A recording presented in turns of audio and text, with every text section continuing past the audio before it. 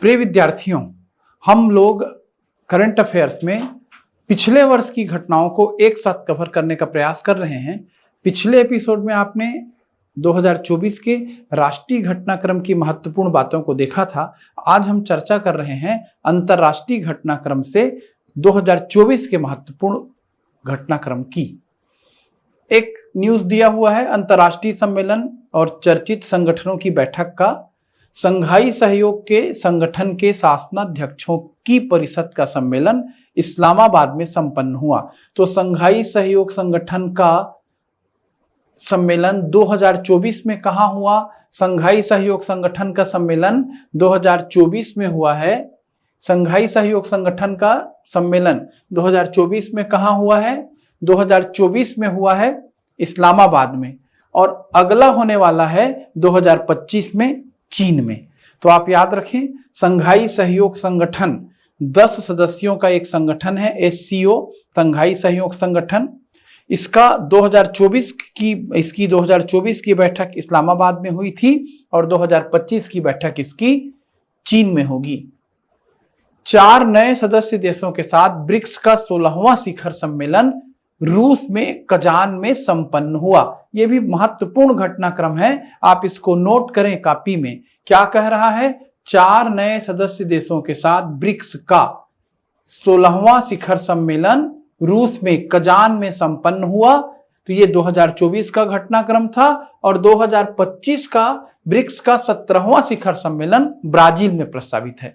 BRICS के शिखर सम्मेलन को हम निगलेक्ट नहीं कर सकते। ब्रिक्स का 16वां शिखर सम्मेलन हुआ रूस कजान, पिछले वर्ष की घटना है, 22 से 23 अक्टूबर 2024। अब 17वां शिखर सम्मेलन इस सत्र का कहां होगा? ब्राजील। और ब्रिक्स बेसिकली किन देशों का संगठन था? Brazil, Russia, India, China and South Africa. इन देशों से ब्रिक्स बनता था।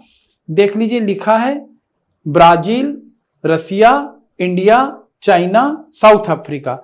अब 4 नए देश कौन कौन से जुड़े ब्रिक्स में, यह भी आपको 24 आवर याद रखना है। मिस्र, इथोपिया, ईरान और संयुक्त अरब अमीरात ब्रिक्स के नए सदस्य बन गए। आसियान का 44वां व 45वां शिखर सम्मेलन वियंतियाने लाओस में संपन्न हुआ। आसियान क्या है? दक्षिण पूर्व एशिया के 10 देशों का संगठन। देखिए, इस 10 देशों के नाम को भी कॉपी में लिखिए। ब्रिक्स के सारे सदस्यों के नाम कॉपी में होने चाहिए आपके। संघाई सहयोग संगठन के सारे सदस्यों के नाम कॉपी में होने चाहिए आपके, यदि आप गंभीर तैयारी करने वाले विद्यार्थी हैं तो। उसी तरह से आसियान के 10 देशों के नाम याद रखें। कौन कौन से 10 देश आसियान के सदस्य हैं? तो पहली शर्त क्या है? दक्षिण पूर्व एशिया के 10 देश। ये कौन कौन से देश हैं? Indonesia, Malaysia, Singapore, Thailand, Philippines, Vietnam, Brunei, Cambodia, Myanmar, Laos. तो Myanmar, Cambodia, Laos, Singapore, Thailand, Malaysia, Vietnam, Brunei, ऐसा करके इंडोनेशिया, ऐसा करके 10 देशों का नाम याद रखें। ये सभी दक्षिण पूर्व एशियाई देश हैं। भारत आसियान का सदस्य नहीं है। यह भी बार बार प्रश्न आता है कि भारत किस संगठन का सदस्य नहीं है? आसियान का नहीं है। इसका 44वां और 45वां शिखर सम्मेलन वियंतियाने लाओस में हुआ है। वियंतियाने लाओस। भारत आसियान का सदस्य नहीं है तथा इसका वार्ता सहभागी ही है, डायलॉग पार्टनर है, डायलॉग पार्टनर। और 10 अक्टूबर को 21वीं आसियान शिखर बैठक, 11 अक्टूबर को 19वें पूर्व एशिया शिखर सम्मेलन में भी भारत ने भाग लिया। ये सब आप समझ सकते हैं।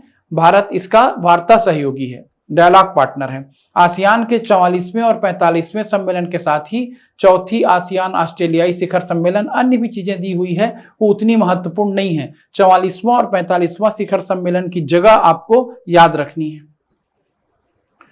प्रधानमंत्री श्री नरेंद्र मोदी की अमेरिका यात्रा किस संदर्भ में हुई थी? क्वाड शिखर सम्मेलन भी हुआ और अमेरिकी यात्रा हुई। तो अब क्वाड को देखिए, क्या है क्वाड? क्वाड्रिलेटरल सिक्योरिटी डायलॉग इसका फुल फॉर्म है। ये 4 देशों से बनेगा। कौन कौन से 4 देश? America, Australia, Japan, Bharat. सारे अंतरराष्ट्रीय संगठन आपकी उंगलियों पे होना चाहिए।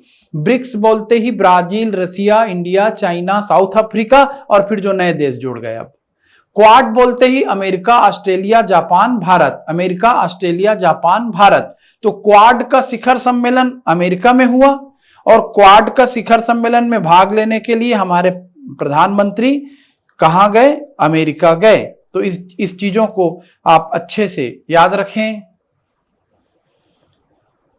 क्वाड का शिखर सम्मेलन मूलतः भारत में आयोजित होना था, किंतु अमेरिका के अनुरोध पर यह अमेरिका में आयोजित हुआ। इसका अगला 7वां शिखर सम्मेलन कहां होने वाला है? भारत में होने वाला है। पिछला हुआ क्वाड का अमेरिका में, आगामी होने वाला है भारत में। आगे बढ़ते हैं।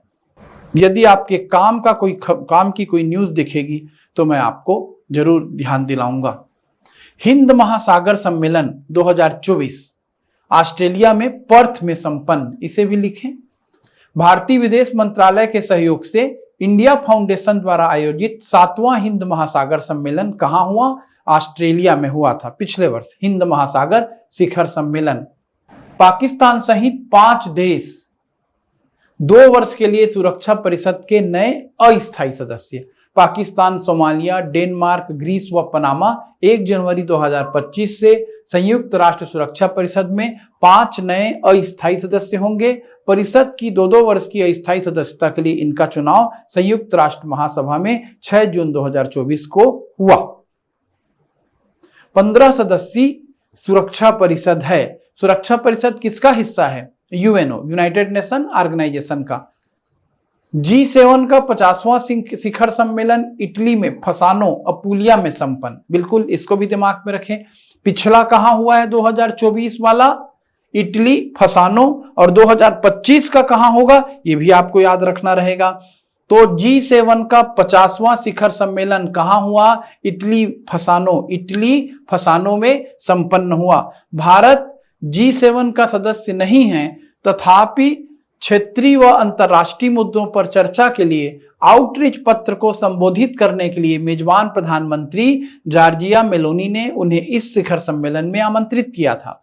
आउटरीच सत्र उन बैठकों को कहा जाता है जिसमें G7 के सदस्य देशों के साथ आमंत्रित गैर सदस्य देश व संगठन भाग लेते हैं। ऐसे सत्रों के लिए किसी भी देश को आमंत्रित करने का अधिकार मेजबान देश को होता है। यह 5वां अवसर था जब G7 आउटरीच सत्र में श्री मोदी ने भाग लिया। तो देखिएगा, G7 का 50वां शिखर सम्मेलन कहां हुआ है? इटली। कहां हुआ है? Italy, Apulia, फसानो। और मेजबानी कौन कर रही थी? इटली की प्रधानमंत्री जॉर्जिया मेलोनी। इटली की प्रधानमंत्री जॉर्जिया मेलोनी। ये कुछ पिछले वर्ष के महत्वपूर्ण अंतर्राष्ट्रीय घटनाक्रम थे। श्रीलंका के नए राष्ट्रपति कौन बने? तो श्रीलंका काफी उथल पुथल से गुजरा है, आर्थिक उथल पुथल से गुजरा है, सत्ता परिवर्तन का दौर उसने देखा है। वामपंथी विचारधारा के अनुरा कुमार दिसानायके श्रीलंका के नए राष्ट्रपति निर्वाचित हुए। तो जब तक कोई अगली न्यूज आपके दिमाग में ना रहे कि कोई नया परिवर्तन आया या कुछ घटनाक्रम बदला, तब तक आप याद रखें श्रीलंका के नए राष्ट्रपति कौन बने हैं? अनुरा कुमार दिसानायके। अनुरा कुमार दिसानायके श्रीलंका के नए राष्ट्रपति। अब इधर कॉर्नर में जो न्यूज आ रही है इसको हर हाल में आपको याद रखना है, लिखना है।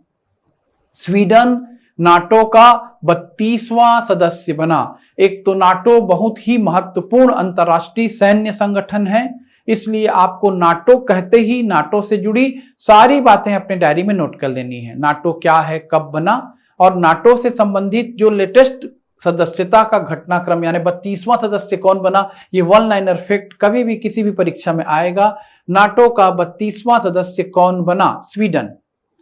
स्वीडन गुट निरपेक्षता की नीति पे चलता था, जैसे भारत चलता है। हम किसी भी ऐसे संगठन में नहीं जाएंगे जो किसी गुटी हित का प्रतिनिधित्व करता हो, तो स्वीडन भी ऐसी मानता था। स्वीडन भी द्वितीय युद्ध के बाद विगत 75 वर्षों से अपनी गुट निरपेक्षता को त्याग कर अब अमेरिका के नेतृत्व वाले सैन्य संगठन नाटो, फुल फॉर्म याद रखें, नॉर्थ अटलांटिक ट्रीटी ऑर्गेनाइजेशन, उत्तरी अटलांटिक संधि संगठन का सदस्य हो गया। और आप जानते ही हैं नाटो की सदस्यता के प्रश्न को लेकर यूक्रेन से रूस की अच्छी खासी नाराजगी रही और रूस यूक्रेन युद्ध और उसका घटनाक्रम भी आपसे छिपा नहीं है। स्वीडन के प्रधानमंत्री उल्फ क्रिस्टन व अमेरिका के विदेश मंत्री एंटनी ब्लिंकन ने 7 मार्च 2024 को वाशिंगटन में आयोजित एक समारोह में स्वीडन की सदस्यता संबंधी दस्तावेज को विदेश विभाग में जमा कर दिया। स्वीडन इस संगठन का 32वां सदस्य है। इसके पूर्व फिनलैंड इस संगठन का 31वां सदस्य अप्रैल 2023 में बना था। यानी नाटो की सदस्यता में लगातार विस्तार हो रहा है।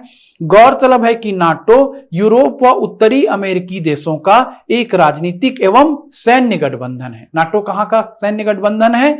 यूरोप और उत्तरी अमेरिकी देशों का। अमेरिका, ब्रिटेन, फ्रांस, कनाडा आदि देश इसके प्रारंभिक सदस्यों में शामिल हैं। नाटो की स्थापना का सन भी आपको याद रहना चाहिए। नाटो की स्थापना 4 अप्रैल 1949 को हुई थी। इसके मुख्यालय को भी कॉपी में लिखिए। इसका मुख्यालय बेल्जियम में ब्रुसेल्स में है। वर्तमान में इसका 32वां सदस्य बना है स्वीडन। इसका 32वां सदस्य बना है स्वीडन।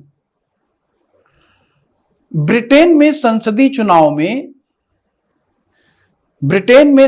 चुनाव में 14 वर्ष के अंतराल के पश्चात लेबर पार्टी की सत्ता में वापसी।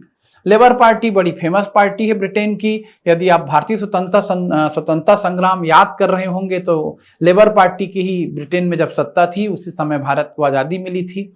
क्लीमेंट एटली लेबर पार्टी की तरफ से प्रधानमंत्री थे आजादी के समय।